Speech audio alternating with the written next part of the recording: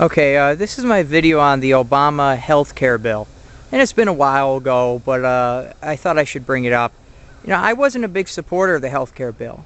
Alright, now, even though I'm mostly a libertarian, I have to say that many times the idea of a government health care, like, assistance program was actually something pretty interesting to me. I mean, I look at it this way. It says in the Declaration of Independence that we are supposed to believe that all men are created equal. Now, if that's the case, then why do our representatives and senators have health care coverage and we don't? I mean, they're supposed to work for us. They're our public servants. Yet they're almost treated like they're royalty. They get a good health care program. We get nothing. That bothers me. If they really wanted to develop a really good health care program, they should have just expanded their coverage onto us. That would have worked. Other things that bother me, it's just that the government is now telling people, hey, you have to buy this product. You have to go out and you have to spend time and do this. Now, I'm pretty sure it was the 13th Amendment that said that they've kind of, eliminated slavery. And by you having to go out and do involuntary labor now to get a health care program, and also involuntary labor, in a sense, to earn a wage to pay for the health care programs, that's kind of slavery. I mean, who's the government, though, to tell you what you can put in your body, what you have to do, what you have to buy? I mean, pretty soon the government might say, hey, you know what, guys, you have to buy an American car. You have to buy this pair of shoes. I mean, it's just amazing what can happen over time. I really don't like that. I don't agree with it. What else was I going to say? I don't want to take too much time up on the camera here. But, healthcare, people say, is it a right or is it a privilege? And, and it's an iffy subject. It's very touchy. And for me, I still think about it a lot. I mean, it says, you have the right to, pursue life, liberty, and happiness and whatnot. And, when people bring up the topic of life, it's almost like, well, healthcare, should they have the right to receive healthcare? Now, the healthcare business, being part of a healthcare plan, isn't an intrinsic right.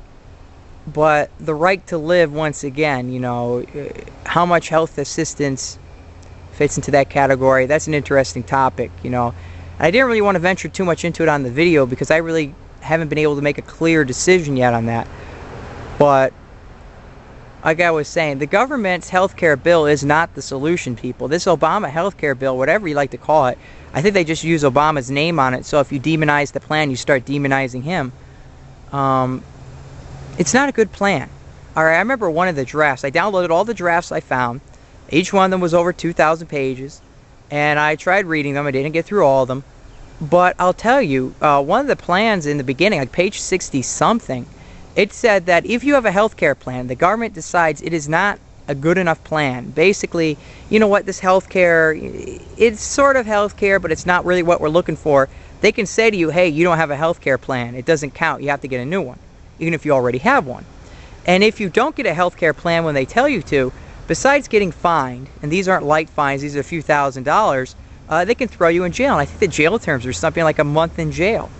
Alright, so now if you don't have money to get healthcare, and you have to pay a fine, buy healthcare, and also now you have to spend time in jail, so whatever little bit of a job you had or whatever income you have is basically gone, and your chance of getting a quality job's gone because now you have to put that on your record that you've been arrested or whatnot.